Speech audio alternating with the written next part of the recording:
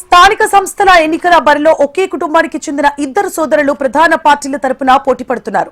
ఈ సంఘటన మహబూబాబాద్ జిల్లా నెల్లికుదురు గ్రామ పంచాయతీలో చోటు చేసుకుంది. స్థానిక సర్పంచ్ పదవికి ఒకరు, కాంగ్రెస్ కి మరొకరు బీఆర్ఎస్ పార్టీల మద్దతు గ్రామంలో వీరి ప్రచారం హోరాహోరీగా సాగుతోంది.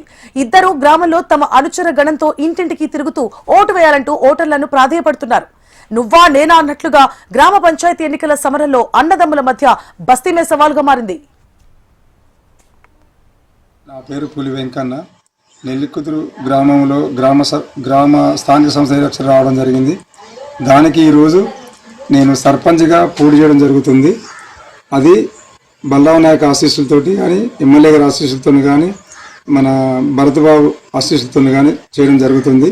ఇక్కడ స్థానిక సంస్థల పరంగా కార్యకర్తలందరూ, ప్రజలందరూ నన్ను ఏకగ్రంగా కాంగ్రెస్ పార్టీ ఒక్కడనే ఉండడం జరిగింది. మరి ఆశీస్సులతోని, ప్రజల ఆశీస్సులతోని ముందుకు పోదామనుకుంటున్నా.